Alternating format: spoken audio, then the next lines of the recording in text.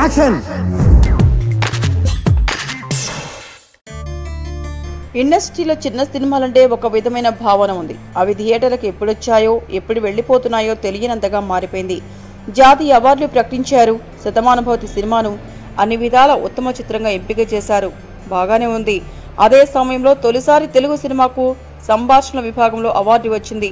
పెళ్లి చూపులు సినిమా ఆ అవార్డుని గెలుచుకుంది. అదే సమయంలో ప్రాంతీయ ఉత్తమ చిత్రంగా కూడా ఆ సినిమా అవార్డు తెచ్చుకుంది. కాగా కొన్ని రోజుల క్రితం అల్లు అకాడమీ అంటూ స్టార్ ప్రొడ్యూసర్ దిల్ రాజును అపూర్వంగా సన్మానించేసింది. తప్పులేదు, మానవతా విలువలతో కూడిన సినిమాలు తీస్తున్నారు కాబట్టి సన్మానించారు. అయితే అదే సమయంలో పెళ్లి చూపుల సినిమా నిర్మాతలను మాత్రం ఎందుకు పట్టించుకోలేదు? అతి తక్కువ బడ్జెట్లో అంటే ₹1,00,00,000 లోపు ఖర్చుతో మంచి సినిమా తీసి భారీ విజయం అందుకున్నారు, అవార్డులు పొందారు.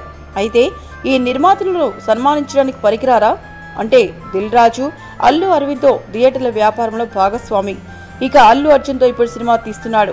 ఇక మెగాస్టార్ చిరంజీవికి 150వ సినిమా సందర్భంగా అభినందించిన వ్యక్తి కాబట్టి ఈ సన్మానం. పెళ్లి చూపులు నిర్మాతలు చిన్నవాళ్లు, సినిమాను విడుదల చేసుకోవడానికి గీతాను కాకుండా సురేష్ మూవీని ఆశ్రయించిన వాళ్ళు. అందుకేనేమో సన్మానానికి పనికిరారు అంటూ టాలీవుడ్ ఇండస్ట్రీలో రకరకాలుగా మాట్లాడుకుంటున్నారు.